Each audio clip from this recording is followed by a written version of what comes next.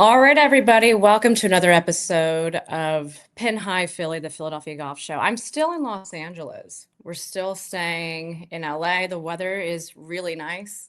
There was some random tweaker out right outside my apartment, but other than that, I have to say the weather has been quite lovely and we've been blessed. But I also hear that the weather is shifting in Philly, so I've got something to look forward to when I get home.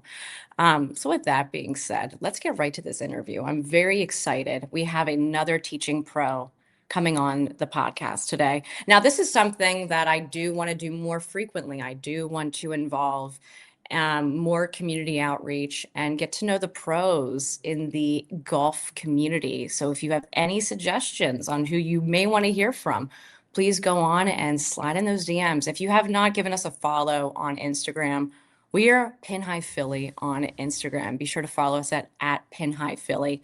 So without further ado, today's guest is one of the most respected teachers in the game. He's a PGA Master Professional, Golf Magazine Top 100 teacher, Golf Digest Top 50 instructor, and the Director of Instruction at Applebrook Golf Club. John Dunigan, there you are. Welcome to the Pin High Philly podcast. Thank you, Francesca. You do cool stuff, so this will be really fun. Plus, you got to, yeah. Well, you're into the Philly golf, and that's where I live for 30 some years. So I like what you're trying to do to help get the word out around our region. So thank you for that. You are, oh my God, you just made my morning. You just said cool. Do you remember when there was a time where golf wasn't considered cool? You have to know what I'm talking Yeah. about. So in high school, just so you know, Yeah. you gotta remember this.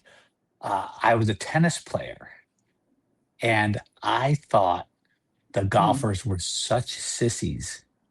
As I'm sitting in high school, I Yeah. went to school early to play tennis before school started, hmm and I'm sitting there in my like velour tracksuit, and I'm thinking the golfers are sissies. So I think that's kind of funny how it turned out. I know how the tables have turned, and now golf is rapidly like multiplying. There's more and more people wanting to get involved. Why do you think, well, you as a teaching pro, I want to know real quickly, when did you start to see a shift in golf going from being a sissy to actually being what the cool kids are doing right now? Number one, I think it had to do with professional athletes hmm when they couldn't play football anymore. That sport is dumb. They can hardly move, and golf is the only thing to do left. You know, so they started flocking to the game of golf. It's really fun. You can play with your friends. You will get endlessly challenged or frustrated because it's hmm really, really hard. Which I think that's part of what makes it interesting. Is it's very hard. If you go in there thinking it's easy, like all the athletes did, right? They come out like, oh yeah, that's how hard can that be? Then they get out there and try it. They go, oh my God, this is hard. hmm Well, if you're into that kind of like competitiveness, that will turn you on the game. And then you hit that flush shot, right? You hit it. It could be one where you hit it and it felt perfect off the face. It flew perfect, and like it's sort of like I think it has to do with our in flight. Like I want to be able to fly like a bird. It has something to do with that, I think. And then we have got these. I don't think access has gotten particularly better, to be honest. I don't. I hmm don't think it. I don't think that's true at all. But we've got even more stuff. People trying through Top Golf and that sort of thing, where hmm people are getting in, and that's making them, use some of their disposable income toward golf. That's what I think is going on. Tiger Woods didn't Yeah. suck. His influence that was what really first started. But now that was 20 some years ago, isn't that something? Yeah.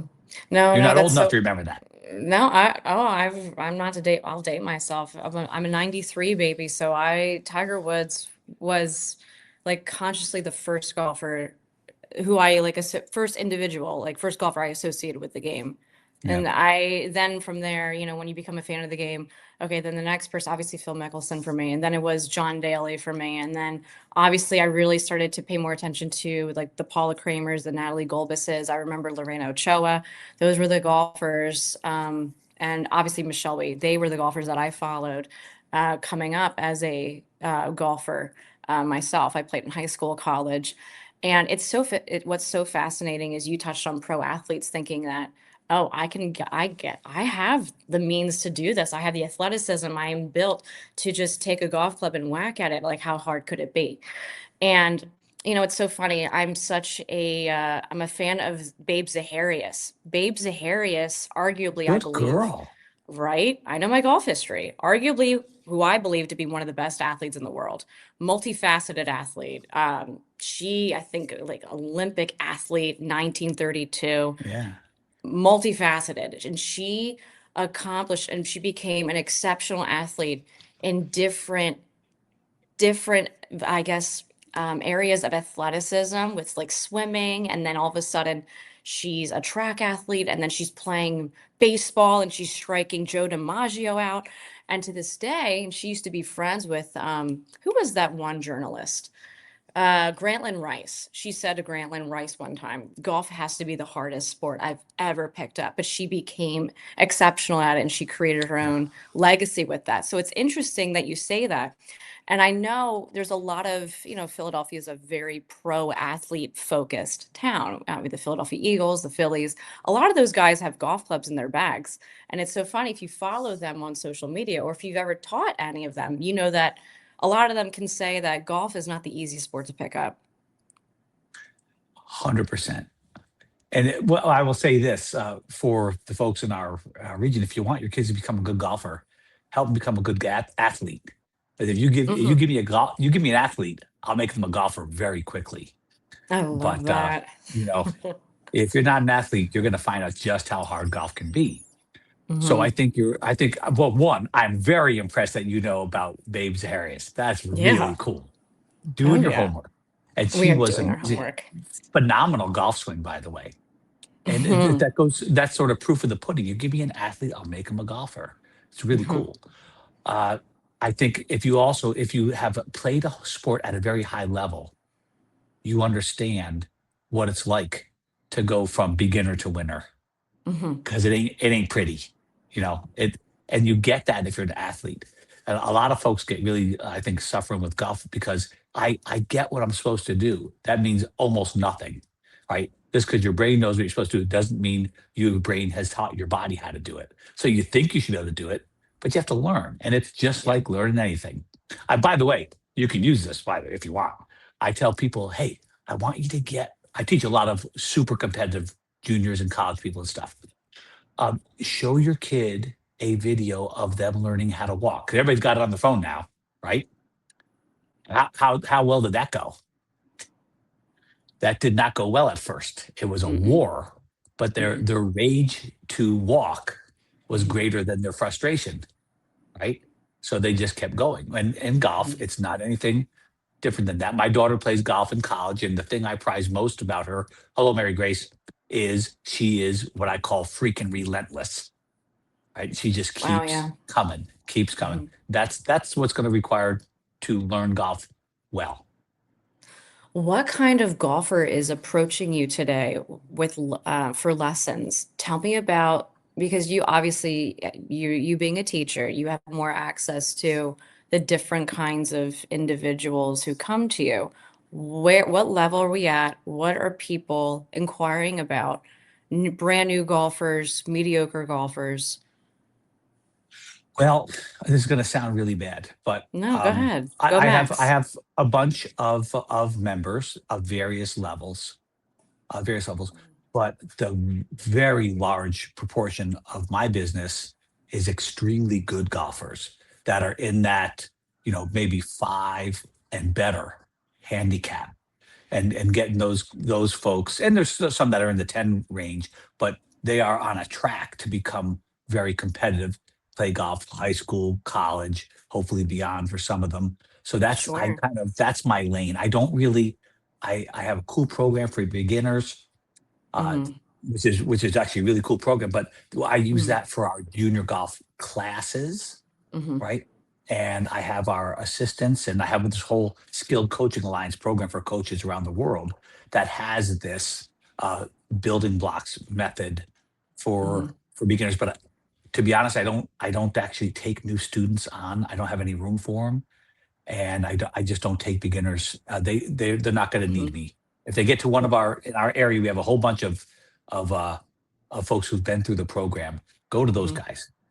When you're starting to get serious, I'll take care of Yeah. that. I love it. Okay. Now, Philadelphia is obviously one of the, let's talk about the city of Philadelphia for a second and the golf community. It's so enriching, and I believe it's severely underrated. I mean, Philadelphia is one of the greatest like golf cities, I personally believe, in America. We got a Marion, we have Aronimink, which the PGA Championship will be at in a few months. What makes the Philly golf scene so special in comparison to what maybe everybody else believes to be superior than over to Philly? Good question. Jeepers creepers. So I think number one, our golf courses are as good as anybody's on the planet Earth, Hmm. right? Every time I go over to Marion, it's like, oh my God, look at that place. Or I used to be at Aronimink just a few years ago. Incredible golf. This golf course is awesome at Applebrook here. We have great golf courses. I think what we lack since Marion is one, when we had the tournament at Chester Valley, it wasn't well attended.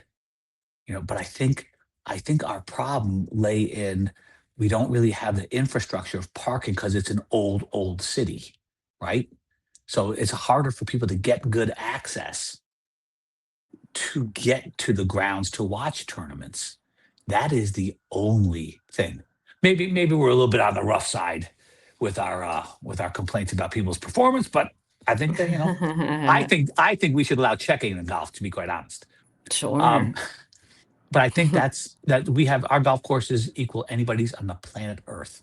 But you can get a whole lot more people around maybe a Pinehurst golf course or around Hmm. Bandon Dunes. It's just acres and acres and acres of land to get people to Hmm. go watch, even though it's hard to get there. So I think that maybe has some to do with, but the golf courses are exceptional. There's so Yeah. many of them, so Mm. many. So in fact, to be honest, I was a little taken aback because I personally think our area is amazing with golf, not underrated. I rate it very Hmm. highly. Hmm.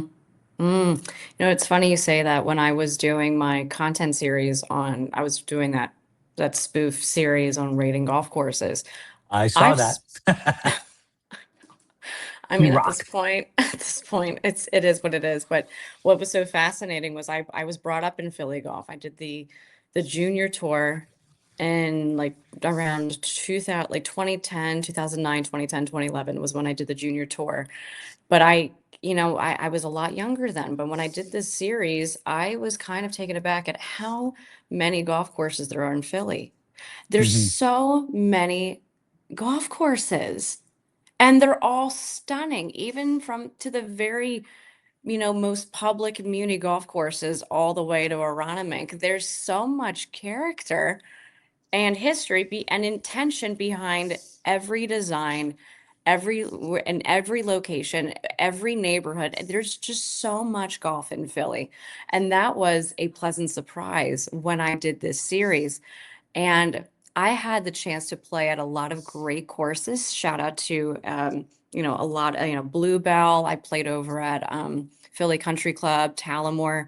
But there's just so many on my list for this year, and I'm so looking forward to it.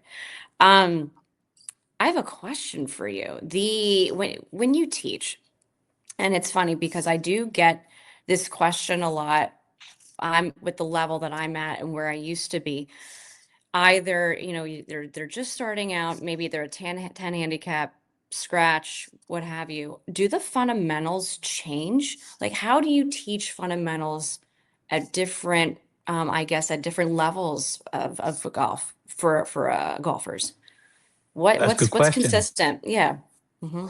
No, well, I think it's very curious that the by far number one player in the world, Scotty Scheffler, Yeah. checks his grip darn near every single shot.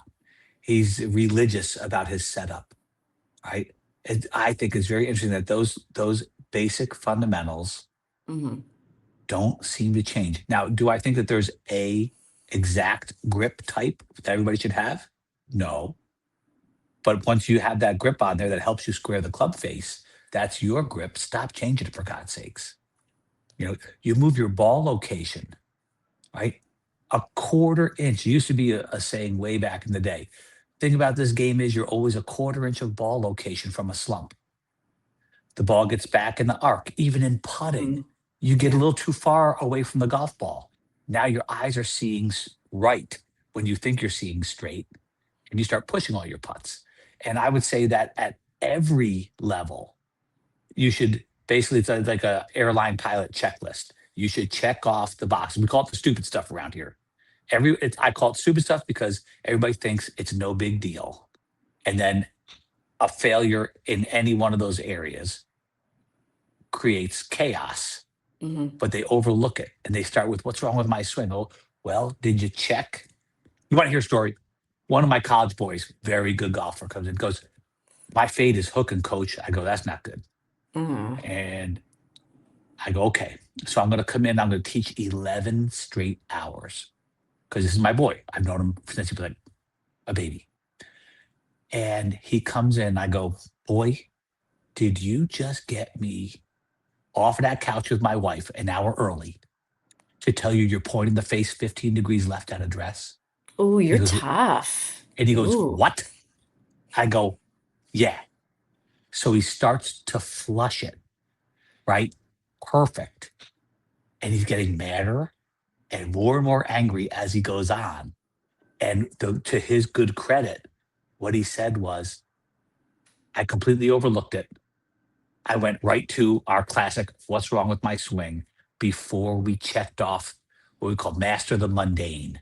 Take care of that stuff so at least we know Mhm. maybe your swing does suck or you're having an off day, but at least it's not the mundane stuff that we should have no excuse to ever get wrong. Mm.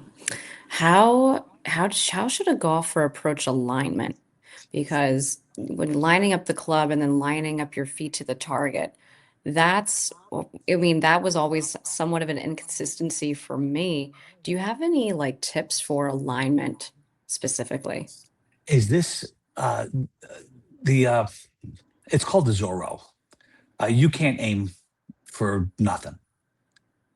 Almost nobody can aim to a target that's a couple hundred yards away. Mhm. So what we do is we go back behind the golf ball. We hold up. I just so happen to have a golf stick. Oh, there We you hold go. up. We hold up this golf stick like this, and we get the Mhm. ball under here, and maybe the flag stick up here. And now we have in a straight line. I close my left eye, hold up my right hand. When I pull it away, I have a spot on the ground in front of by about a foot, foot and a half, or behind, right? Mhm. Now I draw a line between that spot and my ball, and I can aim to that line. Ah, okay. You got me? Okay. It's called the Zorro. So this is Okay. a very big deal. Now I create these 2 points. Mhm. Now I can see looking with both eyes. Once you turn this way to look at the target, you have no clue where it really is. You think you do because we all trust ourselves. And in some ways, we shouldn't trust ourselves. So you get somebody doing this, right? And then here's the cool part. So my daughter uses the back line. I use the back line. Some of my people use the front line. It seems to be the vast majority are one way or the other. Need to be tested. But here's the problem though. Now you look up, you look down the fairway, you go, oh no, this is way off. That is your perception bias. You ain't seeing what's really there. I have that so bad, coach. Oh, I have that really bad. Right. So what ends up happening Oh. is you look up, you know you're lined up. Okay, because we'll even test it with an alignment stick. And you go out there and you look up and you go, but you might be 30 yards left at 200 yards away.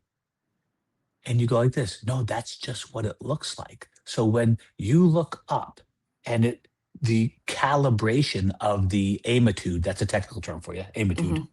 The calibration is okay. When I look up, I look over the shoulder, it looks 30 yards left. It might look 10, right? That's when I know I'm correct.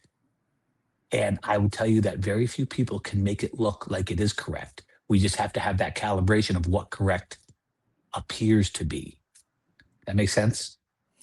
That makes a lot of sense, and I think that can also be applicable with putting too. You get your line, and then for some reason, when you stand over your putt, that, I guess that perception of misalignment, however you, verbalized it, that then we start to get in our heads about our putts, and then we start to make adjustments with the line, is when you trust that line, you're gonna be sinking more of your putts, and you almost have to commit to it mentally, not just physically with your body and the way you're aligning it. Would you think that's also correct? 100%. And with Yeah. putting, that you could maybe aim more at the target. That'd be fine. You can use the line on the ball. These guys right here, the line on the ball Yeah. is very helpful. Um, but then you get over the ball, and this is because of where the ball is in your stance, forward, backward, Mhm.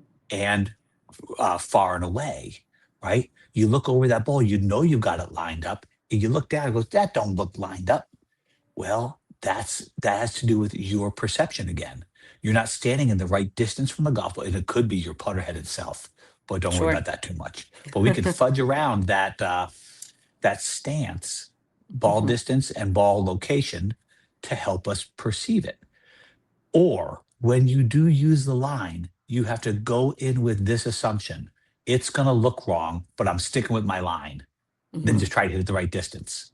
As people, they get over there and they have a conflict because the conflict is in their own perception, right? Mm. Well, you from behind, you got both eyes, you're setting the ball up, right? We know that's good. When we get over here, maybe don't expect it to look good.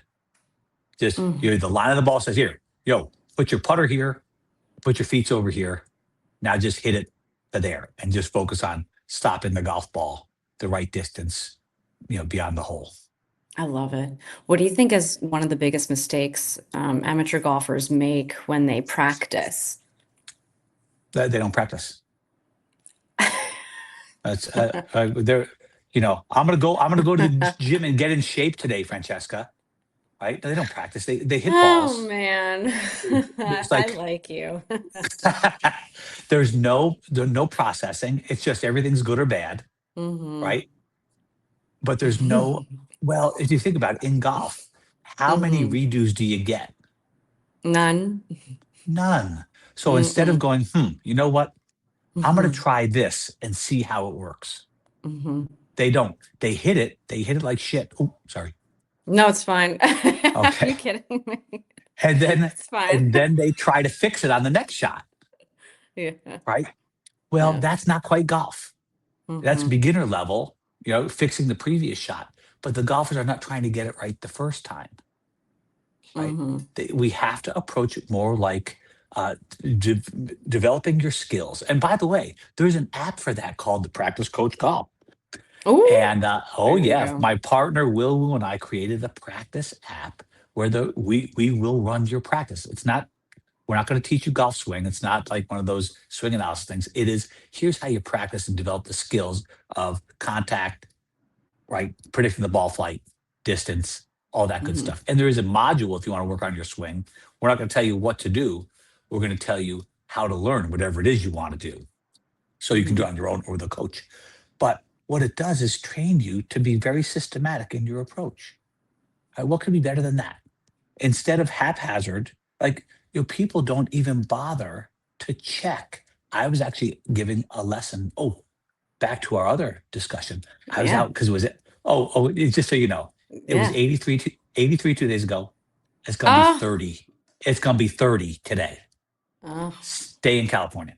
I'm gonna So stay we're in out here California. we're out here doing a little bunker, and I Okay. noticed that my girl, Mhm. I love this kid, is aiming off of the green to the right. She comes in from the side of the ball instead of from behind it, Okay. and she cannot come into the side. How many people do you see just rake the ball over, hardly aim at all, and then swing? And by the way, just so you know, my experience tells me that by the third ball, you will be aimed about 30 yards or worse to the right. And now your brain is going to try to solve Mhm. the problem because that's what brains do. Your brain's about to jack Mhm. up your golf swing to get the ball to the target one way or the other. Oh my God. But people, when they so-called Yeah. practice, that was air quotes, folks, they Mhm. they just exercise. They just exercise. Just go to the Oh, gym. Yeah. So what I'm hearing is the main difference between an amateur and a pro is the golf swing between their ears. That's the main Yeah. difference. Yeah. And one of my favorite quotes is, uh, amateurs do it till they get it right. Pros do it till they can't get it wrong, hardly. Right. Repeat that again, please. That's really good. Repeat that A- again. So amateurs practice Mhm. until they do it right.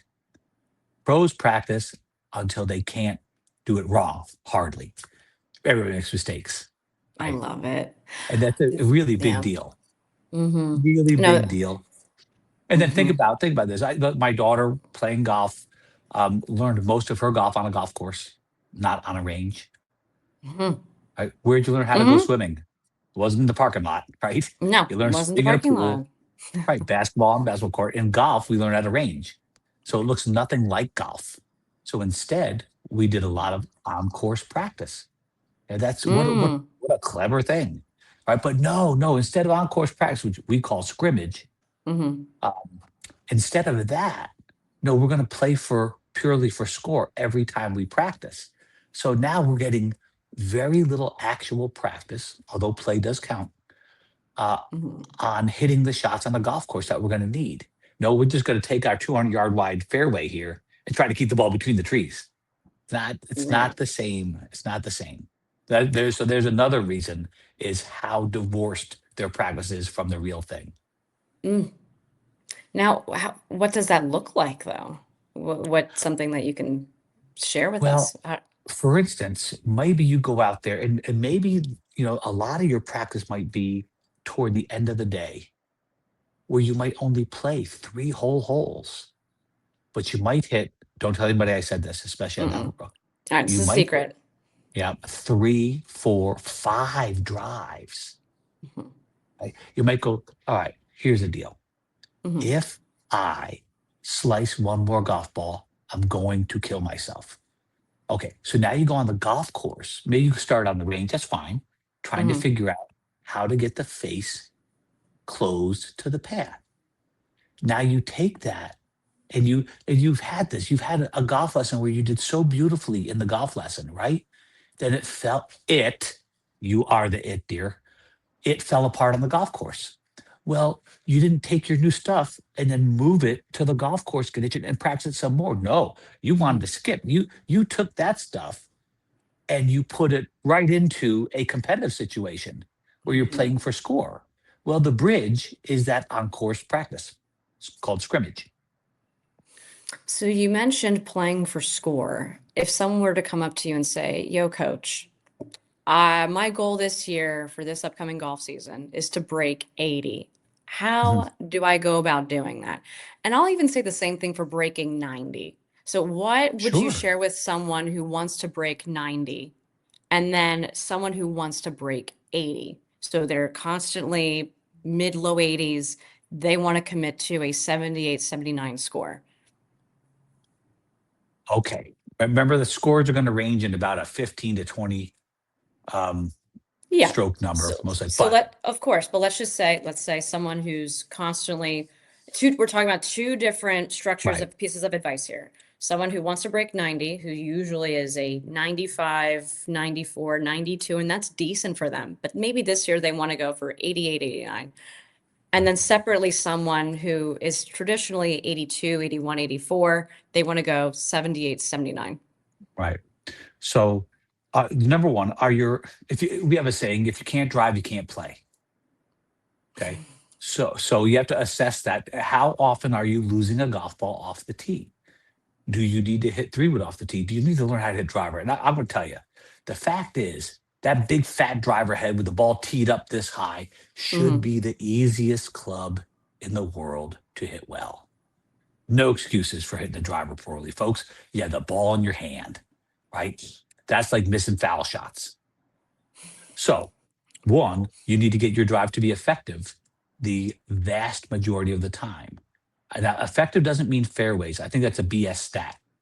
Okay. Okay. Now, if you're playing on super heavy rough, and this is going to sound very sexist, if you're a Mm-mm. girl, girls need more fairways because they don't have the speed, maybe the strength to hack the ball out of rough. Hmm. But if I have a clear shot at the green all the time and I hardly ever lose a golf ball, I lost 2 golf balls last year. I was very upset about that. The whole year. Go figure. That's great. Well, Actually, that's very if good. yeah, if we can get the ball forward in play, doesn't have to be sexy. It has to be playable. Have a clear shot at the green so you're not chipping out of the trees. Right. Then your driving is good. If your driving does not reach that criteria, your driving is not good enough. You got to work on your face to path control and even spray up that face with the classic Dr. Dunigan's How to Make Your Golf Shots Not Stink. That is Dr. Scholl's foot spray. Who is this guy? Oh But my we have fun here. So you get your drive and play. Can you Okay. hit your golf ball solid off the ground with what clubs can you? Right. So for instance, if you top every other 3-wood when it's on the ground, guess what? Don't use it on a golf course yet. Go get you a 7-wood. You will love me for that. Can you hit ball then turf contact? Can you get your club to graze the turf in the right spot repeatedly? If not, you better work on that. Because now I've got my drive and approach, right? Think about this. If you can just get to the green in 1+ regulation, hit the drive forward. Sometimes I'll go swing like this. And I'll make the ball go forward. And I might one-hand, and I did it in a playing lesson. I one-handed a shot on a par 5, right? Then I hit my 3rd shot down the fairway, and I hit the green on the 4th shot. I have a par putt. You with me? I'm Now, with you. I'm gonna get lucky at some point, and I'm gonna make a par. Guess what I just shot? 89. Think about that. How are Oh, you? okay. Yeah. How are you Mm-hmm. gonna give me a green Mm-hmm. in 1+ regulation Mm-hmm. for 18 straight holes? It's so easy. Now, you can't suck with chipping. You got to get your wedge on the green. You don't have to hit it to 10 feet. Get it on the green. Just get it on the green. Yeah. Then you can't putt like Ray Charles. You have to be able to 2-putt the ball or better. And you now you're an 80 shooter like that. Just like that. Yeah. Don't put like Ray Charles, guys. Right. You're gonna be stuck shooting 90 and 91 for the rest Right. of your golf career. And if you think about it, if the average person is gonna putt from about 40 feet, right? And if you look at the average golfer, that is a guaranteed 3 to 4 putt. Except, so drive, approach, putting. Okay. Except you got to get to be pretty dirty from 3 to 8 feet. Then you've got to take your distance putting and get him inside of 5 feet. You want to be a pro? Get inside of 3 feet. Yeah. But and you now all of a sudden, so greens in regulation counts by a ton. And the better you get, the more you'll hit the ball in the green because you'll be hitting it more solidly. So like you can't get into the 70s purely on short game, I don't think. Right? You've got to hit greens in regulation. We would say that you probably need to hit 9 to 10 greens in regulation to be able to consistently break 80. But you So still, it's not going to help you. regulation's the number one thing to work on Yeah. is if you get on regulation, at least like 50%, because that's like at least 50%, then you're more than likely to break 80. Right. But you can't That's 3-putt every hole, right? No, you can. And if you think about it, when people practice putting, what do you see them do? Exercise, no practice going on at all. If I only had one chance to 2-putt this, in fact, you could do that. Just take one ball to the putting green and go 2-putt from 9 different spots. Okay, better, 18 different spots. Start at 20 feet, go out to 60 feet, see if you can 2-putt 18 straight times. You're a better golfer today. Guaranteed. You just lower just do the damn exercise. But no, it's too hard. Well, that's why you suck, right? That's why Because you suck. the things you're supposed to be good at, or at least Yeah. decent at, you suck at. It's okay. It's why you suck. Right. It's pretty funny. The things that I see. That's That's the funny. reason. The reason we made that app is even my own kids who've been taught how to practice Mhm. don't, left to themselves, will not Right. practice right. So now turn on your app, let the app run your Mhm. practice. And then one more time, what's the name of the app? Because Practice I'd like Coach to Golf. practicecoachgolf.com, That's the correct? website, and the app is just Practice Coach Golf. Yes. Okay, wonderful. I love that. Tell me something, what's one thing that you love about Applebrook? Let's talk about Applebrook for a second. Because I need to get over, you guys have a very funny social media team, let me tell you that. I am dying to get over to Applebrook. Say something nice about Applebrook. We'll get you over here. That I promise. Number one, the golf course is great, but that's not. It's the people that make it. Like, so I teach. I teach 9 hours per day, Mhm. and sometimes 10. But the folks that come in here, I actively love to see. And Mm. you've been around the golf club business where that is not Mhm. always the case. So Mhm. we have an absurdly high number of Mhm. really good people that are just good people. What I call low asshole quotient. We have the lowest in the industry. They're just like genuinely good people that I just love. And ask my wife, I'm super judgy. So Yeah. Well, super so judgy. you don't need to ask your wife this. You know I'm super judgy too. Trust me. I Yeah. but it's all fun and games. It's all fun and games. No, I love that. I've heard wonderful things about the course and also a lot of your members.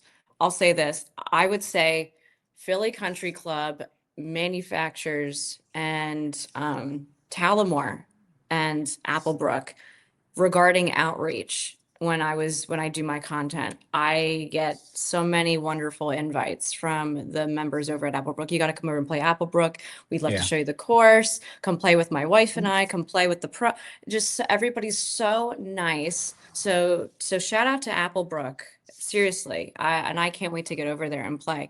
Real quick before we end this, I'd love to do a little quick fire with you, if that's okay. I'm going to ask you roughly 4 or 5 questions and then Ooh. just either a one word or a quick one sentence answer. Okay. Okay. First thing that Okay. comes to mind. All right. Good. Here we go. We're going to transition into the quick fire. You ready?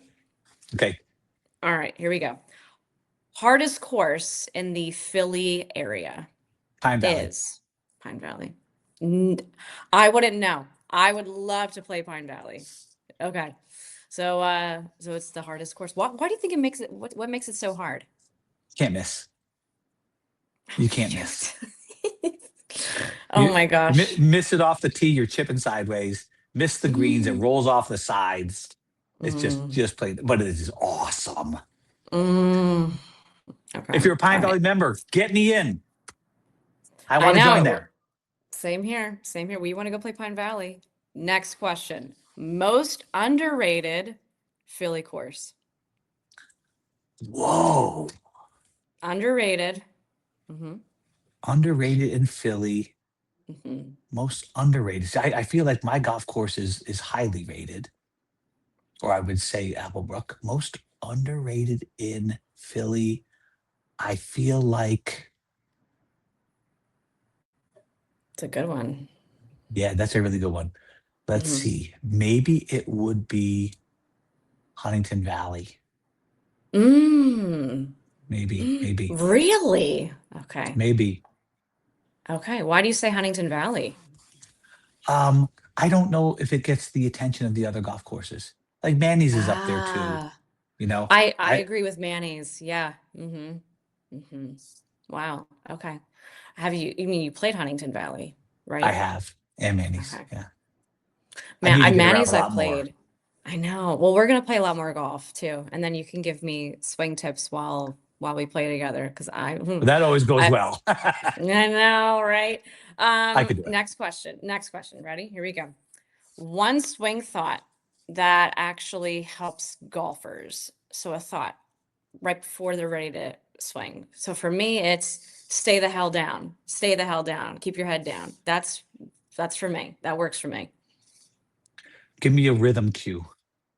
Ooh, give me a rhythm Like, cue. So what does like, that look like with your swing? Okay, so you're right before, I'm right ready. below. Hmm. And one potato two. One potato Ooh, two. Right? Now that's love going to that. occupy your lovely mind Okay, and get yourself out of your way. And that's okay. kind of interesting because you watch a pro golfer, boy, their rhythm doesn't seem to change very much, right? Just keep that. It's a good non-technical whatsoever kind of Hmm. thing that kind of gets you out of your own way. So it is so it's give me a rhythm cue. That's what Yeah, it is. something. Get a song Okay. playing in your head and stick Hmm. to that. You know, Oh, okay. the next would be something to do with squaring your club face or landing your club on the ground in the right spot if necessary. Like so, you Mm, have this rhythm, fine, but sometimes your club face to path. Most people, by the way, are terribly consistent with their path. Right, half mhm, of the example, half of the problem in this game is club path, um, and the other is club face, and the other half is contacting the ground in the right spot. Right, so you mhm, may X out club path because you're going to be very repetitive of that. But if you got to do mm, something with club face or mhm. your club, where you we call it low point, where your first touch of the turf is. And by the way, folks, it's not behind the ball to lift the ball up. It's just after the ball to significantly after the ball with anything on the ground. So you focus on that. If you're making bad contact, you could forget about your rhythm, right? You got to get the club to land at the right spot. If your rhythm is really good, but your club face is wide open, you better do something with that club face in a hurry, or you're not going to hit my green and one plus regulation every hole, and you're going to shoot a billion. Yeah. All right. And then last rapid fire question. Go Max with this one. Most overrated golf course in Philly. Damn, woman. Damn. Um, I don't have an answer to that. I really Boo. don't think so. I would say if I had to, since I have to, overrated could be um maybe Philly Country Club. Maybe Philly Oh! Country. Oh. But it's I just don't I don't even believe what I just said. I don't have yeah, if I had to pick, I don't think I can. I don't think I can. Oh, okay. Or okay, you could plead the fifth and tell me what was your favorite golf course review video that I did. The Well, it was the one that you did where you Mm-hmm. were very saucy and it was quite awesome. What I can't remember what it was, but I was watching it and you were pretty much speaking your mind about golf in our area, and I I thought it always was do very that. clever. Yeah, that's cool. That's really cool. I So well, I like that. You like the sauce. You appreciate the yeah, sauce. I do. Yeah, I because yeah. it's honest and you're not full of shit. So that's good. Thank you. I try not to be. I wouldn't know how to be full of shit, to be honest. But I'll say this. I'll say this because you did bring up Philly Country Club. I've played there 2 to 3 times. Hmm. I have to say this, the members were really I think the members are lovely. But that golf course, I think when because I'd go back and forth between the red tees or the next tee box back, and then I think Hmm. in their case it was green or gold. I can't remember. They have a whole rainbow of tee boxes. They have these fairway bunkers that are so strategically placed for somebody who drives it anywhere between like I know I carry 200 and then I'm like 230, 240. That's where Hmm. I drive. That's where they place those bunkers. So I have to, so talk about course management 101. Am Right. I going to just take out a wood and then play it short? Or am I going to, pop it off and fade it right so that I can have a chance? But again, it's awful. And I will say there's maybe, I think 4 or 5 holes with those long par fours or even short par fours. There's the bunker. And I have to either play before it, which then I have a longer shot for regulation, and then my Like odds are really long against shot. me. Yeah. really long shot. That's like, that sucks. It's Yeah. so annoying. So I don't shoot my usual score when I play Philly Country Club. And it's just the way, it's just how it is. So that's so, whenever I say, is it overrated? I don't know, but it's annoying. And Yeah. I think it's a bitch to play there, but it's a Yeah. gorgeous course It for me is. at least. We don't need harder golf courses. In fact, we No, I could don't use need easier. that. Let's cut the rough to one golf Yes. ball high, so you can Yeah. always find your golf ball in the rough and advance Mm-hmm. it. For God's sakes, we don't need to make the Mm-hmm. game any harder. Just because you've got your rough up this high and it's growing back toward the tee box, Yeah. fine, but Mm-hmm. your people are going to be miserable. I don't think we need to do that. Everybody Mm-mm. has Do you, enough misery in yeah. our life, and Yeah, life's by the way, already they're not hard. going to tear it up anyway. Right? No, exactly. Did you hear that, Bluebell? Cut down your rough. Cheapers, Seriously. creepers, folks. Yeah. Listen, John, so where can people, if people want to learn more about you, if they want to get involved in your academy, if they want to come by and see you, how can I direct people? Where can they go find you? Well, my website's John Dunigan Golf. Hmm. I am not taking new students. Sorry. If you're a Uh-oh. pro, skillcoachingalliance.com. That's our program that blends motor learning science with coaching, and the practice coach golf, as you've mentioned.com. That's about it. And then I'm on Instagram. I do some tips. I show off a lot of my kids. Um, yeah, like 7 or 8 of my kids got into college because of Instagram posts. Go figure. I love it. I Go love it. Well, we'll figure. have to do some content together. John Love it. Dunigan, I really appreciate you taking the time to join us on the Penn High Philadelphia Golf Show podcast. I look forward to hitting the links with you this golf season. Yeah, we're gonna make that Yeah. happen Yes. for Come on sure. over. Okay, I'm going. I'll see you guys over at Applebrook. Again, thank you guys for tuning in. Be sure to follow us at Penn High Philly. This episode will be updated every Thursday. We upload it, not update. We upload a new episode every Thursday. So again, John, I really appreciate your time. And remember, guys, keep it in the fairway, okay? I'll see ya. Thank you, Francesca.